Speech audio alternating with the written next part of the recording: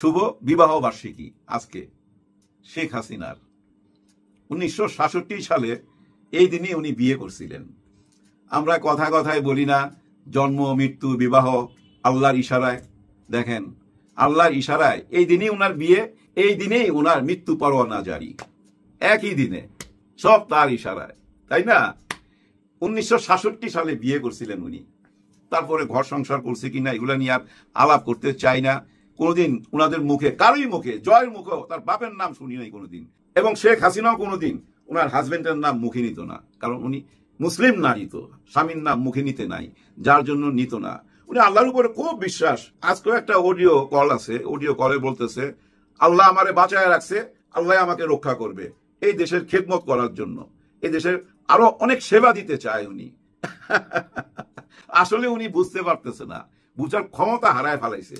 ওই যে সীসা দিয়া কান বন্ধ করে দিছে, সীসা দিয়া চোখ বন্ধ করে দিছে। এখন যা কিছু দেখতেছে এই দুনিয়াতে সবই কিন্তু উনার দৃষ্টিভঙ্গি দিয়া দেখা। ওই যে আল্লাহর দৃষ্টিভঙ্গি, আল্লাহ যে একটা বিধান দিছে, আল্লাহ যে একটা আইন দিছে, আল্লাহ কোরআন শরীফে যে কি লেখছে এগুলো পড়লেও বুঝছেন এখন আর মনে রাখতে পারতেছে না।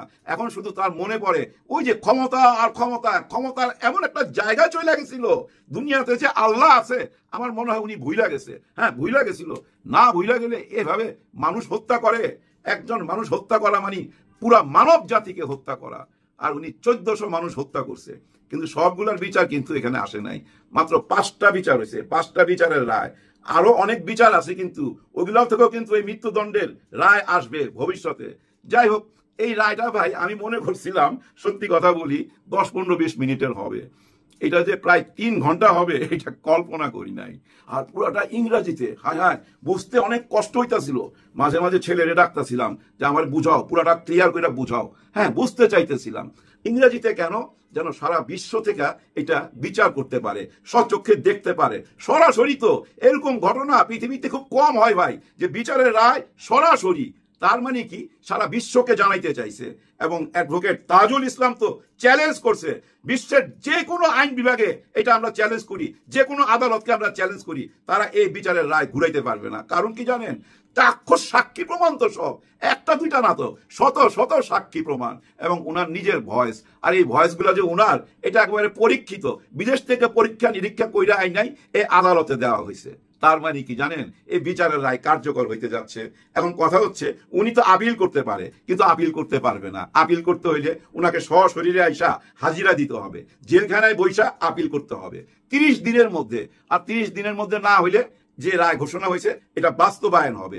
কিন্তু এটা বাস্তবায়ন করার জন্য মোদিজি কি উনারে দিয়ে দিবে? না না না, মোদি দিবে না ভাই, দিতে চাইবে না। কিন্তু তারপরও কিন্তু ডক্টর মোহাম্মদ ইউনূস স্যার উনার কাছ থেকে চাইবে, যে কোনো অ্যাঙ্গেলই হোক চাইবে, কিছু দেবার বিনিময় হইলেও চাইবে। এমনও বলতে পারে যে ভাই ঠিক আছে, তোমাদের তো 7 সিস্টার একটা লক ল্যান্ড, এখানে কোনো সমুদ্র নাই, যোগাযোগ নাই, ওইখানে যাইতে হইলে পাহাড় পর্বত ডিঙ্গে যাইতে হয়, আমার এখান থেকে সরাসরি যাইতে পারবে, আমি তোমার ভাই বন্দরের সুযোগ দিয়া দিব, শেখ হাসিনারে দিয়া দাও, আর ওই ডাকাত কামালরে দিয়া দাও। ইন্ডিয়া যদি ভাই একটু চিন্তা করে গভীরভাবে, আর যদি ওই 7 সিস্টার থেকে আন্দোলন করে সবাই এক রগে বলে যে দিয়া দাও রে, আমরা সুযোগ সুবিধা পাইতে চাই, আমাদের দেশের উন্নয়ন করতে চাই, মানে ওই 7 সিস্টারের ওই বিনিময় হইলেও দিয়ে দিতে পারে ভাই, ঠিক নাই? দেখি না কি হয়। দেখেন এই বিচারটা কই থেকে শুরু করছে, একবারে 71 থেকে শুরু করছে। কিন্তু 71 থেকে বলতে বলতে শেখ মুজিবের আমলটা, ওই বাকশালের আমলটা, বাকশাল মানে বুঝেন তো, বাংলাদেশ কৃষক শ্রমিক লীগ, বাংলাদেশ কৃষক শ্রমিক লীগ, বাকশাল। এই বাকশালের মাধ্যমে এই আওয়ামী লীগকে শেখ মুজিবুর রহমান নিজেই নিষিদ্ধ করছিল। তারপর ভাই আরো কত ঘটনা উঠে আসছে ওই আমলে, মানে শেখ মুজিবুরের আমলে। আর্মিকে অবজ্ঞা কইরা, অবহেলা কইরা রক্ষী বাহিনী বানাইছিল, আর ওই রক্ষী বাহিনী প্রায় 25 থেকে 26 হাজার মানুষ মারছিল। তারপরে আরো কত ঘটনা উঠে আসলো, চিন্তা করেন। শাপলা চত্বরের সেই রাতের ভয়াবহ ঘটনাও এই বিচারে উঠে আসছে, বিডিআর এর ঘটনাও এই বিচারে উঠে আসছে। কিছুই তো বাদ যায় নাই, মানে একেবারেই শুরু থেকে শেষ, মানে আওয়ামী লীগের শুরু থেকে শেষ সব কিছু তুইলা ধরছে। এবং তার দলের অঙ্গ সংগঠন, এই যে ছাত্রলীগ, হেলমেট বাহিনী, পুলিশের সাথে মিশা কি কি কর্মকাণ্ড করছে সব কিছু তুইলা ধরা হয়েছে। পৃথিবীর যে কোনো আদালতে এটা চ্যালেঞ্জ করতে পারে। হ্যাঁ, এই বিচার কার্য আপনি যে কোনো আদালতে চ্যালেঞ্জ করতে পারে। সারা বিশ্বের মিডিয়ার দিকে তাকায় দেখেন ভাই, সমস্ত পত্রিকায়, বিশ্বের সমস্ত পত্রিকায় শেখ হাসিনার এই বিচারের রায়, সারা বিশ্বের মিডিয়ার সমস্ত পত্র পত্রিকার হেডলাইন এই শেখ হাসিনার ফাঁসি, এবং ভারতের পত্র পত্রিকা, ভারতের মিডিয়াতেও কিন্তু একই কথা। কিন্তু একটা ব্যাপার আমার ভালো লাগছে, ভারতের মিডিয়া থেকে কিন্তু কোন রকম নিজেদের মতামত দেয় নাই। আমাদের বিচার কার্য মানে আন্তর্জাতিক বিচার কার্য যেভাবে চলতেছিল ঠিক সেইটুকুই তুলে ধরছে, নিজেদের কোনো মতামত দেয় নাই। এখন তাদের পত্রিকায় লেখা হচ্ছে, এখন তাদের পত্রিকা তো ভাই হেডলাইন হয়ে আসতেছে ফাঁসির আসামি শেখ হাসিনা, আর ওই যে ডাকাত কামাল। দেখছেন কিভাবে দিন চেঞ্জ হয়ে যায়, সবকিছু বদলে যায়।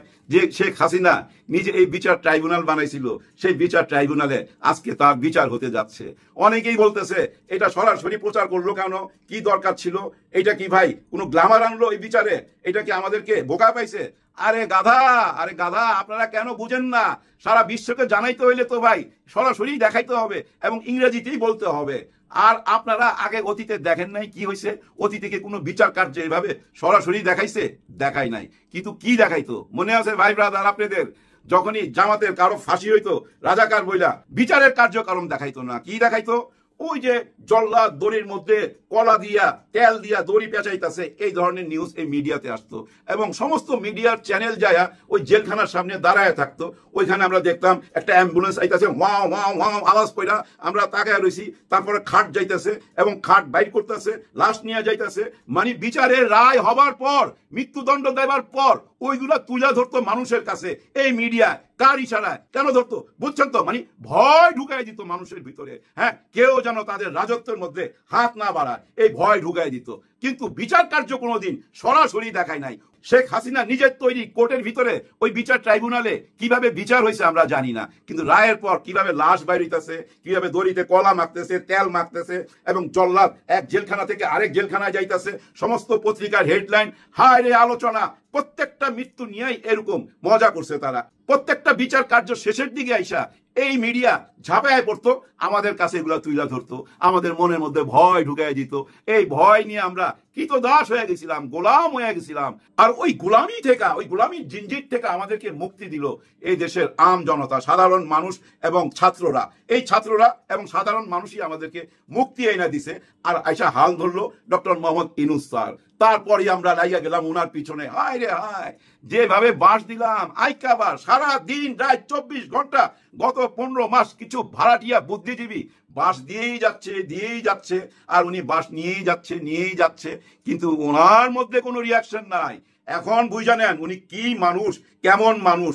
চুপচাপ কাজ কইরা গেছে, অনেক বড় একটা কাজ সাইরা ফেলাইছে ভাই। এই বিচার কার্য 15 মাসে শেষ করা অনেক বড় দায়িত্ব ছিল। 8 থেকে 10,000 পাতা এই লেখনি, এই লেখনি, এই বিচার কার্য। আগে তো বিচার রায় হইতো, বিদেশ থেকে লেখা দিত, এখানে এসে রায় দিয়ে দিত। আর নাহলে শাহবাগ থেকে রায় চাইতো, ওই রায় কার্যকর করা হইতো। মনে নাই? মনে থাকা উচিত। আয় হায়, এখন আমার মনে পড়তেছে শ্রদ্ধেয় সালাউদ্দিন কাদের চৌধুরীকে। সালাউদ্দিন কাদের চৌধুরী উনি বিএনপির খুব বড় নেতা ছিল।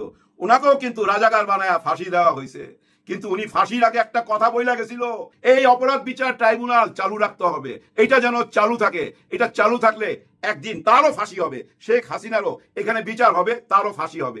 এই কথা উনি ওই টাইমে বইলা গেছে। কিভাবে যে অ্যাডভান্স বইলা গেল ভাই, এক আল্লাহ জানে। আসলে উনি ছিল বিজ্ঞ রাজনীতিবিদ, উনি চিনা ফেলাইছিল শেখ হাসিনারে, আর উনি কাউকে পরোয়া করতো না। মজার একটা কথা বইলা ভিডিওটা শেষ করে দেবো। একবার এয়ারপোর্টে ওনারে আটকাইছে, এই শেখ হাসিনার আমলে। আটকাইছে কেন? উনি নাকি সোনা চোরা চালান করছে, মানে স্মাগলার। উনি নাকি সোনা স্মাগলিং করছে, সোনা। হ্যাঁ, তারপরে উনি সাংবাদিকদের বলছিল, আমি জানি না শেখ হাসিনা কেন আমার সোনা নিয়ে এত টানাটানি করে, আর কি কারো সোনা খুঁজা পায় না। মানে উনি গোল্ডের কথা বলছে, ওই গোল্ড, কারণ ওনাকে গোল্ড স্মাগলার বলছে, আর ওইটা ওনাকে সোনা দিয়া বুঝাই দিছে। এইভাবে প্রতিবাদ করতো, আর ওই প্রতিবাদী কণ্ঠটাকে ফাঁসি দিয়া ঝুলিয়ে দেওয়া হয়েছিল। এভাবে অনেক নিরপরাধ মানুষকে ভাই ফাঁসিতে ঝুলানো হয়েছে, শুধু এই দেশের রাজত্ব করার জন্য, ভয় ঢুকাই দিয়া। কারণ তার ভয় ছিল ভাই, এই জামাত ইসলামকে তার ভয় ছিল, এই ছাত্র শিবিরকে তার ভয় ছিল। যার জন্য আমরা গত 15 বছর শুনে আসলাম ছাত্র শিবির শুধু কাটে কাটে, কি জানি কাটে, রক কাটে। এখন কি সেটা প্রমাণ হয়েছে? গত 15 মাসে আমরা কি দেখলাম? আমাদের সোনার টুকরার ছেলে, তাই না? দেখেন কিভাবে লেখাপড়া কইরা উন্নতি করা যায়, শুধু ওই একই বয়ান। আর লেখাপড়া করার জন্য যা যা লাগে এই আধুনিক যুগে তা তাই অ্যারেঞ্জমেন্ট করতেছে। চীন থেকে 1800 কোটি টাকার অনুদান আনছে, এখানে হোস্টেল বানাবে, ক্লাসরুম বানাবে, গবেষণা করার জন্য রুম বানাবে। মানে শুধু লেখাপড়ায়। কিন্তু তারপরও রাজনৈতিক ভাবে মারাত্মক সচেতন তো সাদেক কাইয়ুম হুঁশিয়ার কইরা দিছে। কেউ যদি ভারতের গোলামি করে আর ভারতের গোলামের কোন দলের যদি দাবিদারি করে তাদের প্রতি আঙুল তুইলা হুঁশিয়ার কইরা দিছে, সাবধান কইরা দিছে। হ্যাঁ, সাবধান কইরা বইলা দিছে। ওরা তো ভারতে পালাইবার সুযোগ পাইছে, আপনারা সেই সুযোগ পাবেন না। হেলায় ফেলায় কথাগুলা নিয়েন না, কারণ বাংলাদেশে যত অভ্যুত্থান হয়েছে, যত বিপ্লব হয়েছে, এই বিশ্ববিদ্যালয় থেকেই প্রথম শুরু হয়। তারপরে এই দেশের মজলুম জনতা যায় তাদের পিছনে দাঁড়ায়। এই কথাটা মাথায় রাখবেন। ডক্টর ইউনূস স্যারের পিছনে ছাত্র শিবির আছে, জামাত ইসলাম আছে, আমি তো মনে করি বিএনপিও আছে। হ্যাঁ, এই দেশের সবাই আছে। আপনারা বিশ্বাস রাখবেন, ডক্টর ইউনূস স্যারের উপরে বিশ্বাস রাখবেন। উনার পিছনে ভাই এই ছাত্র জনতা সবাই উনার পিছনে আছে। এই দেশটাকে গড়ার জন্য ভাই ওনাকে খুবই দরকার ছিল, কিন্তু আমরা ওনাকে আর সময় দিতে চাই না। আমরা একটা নির্বাচন করতে চাই, নির্বাচিত সরকার আইসা আমরা এই দেশটার উন্নতি করতে চাই, গণতন্ত্রের মুক্তি চাই। হ্যাঁ, উনি গণতন্ত্রের মুক্তি দিয়া দিবে, ফেব্রুয়ারি মাসে গণতন্ত্রের মুক্তি দিয়া দিবে, কিন্তু জনগণ সেই মুক্তি বাইছা নিবে। জনগণ বাইছা নিবে কাদের হাতে তাদের মুক্তি, আর কাদের হাতে তারা বন্দী, এটা জনগণ বুঝা নিবে। জনগণ চিন্তা করার শক্তি ফেরত পাইছে ভাই, ফেরত পাইছে।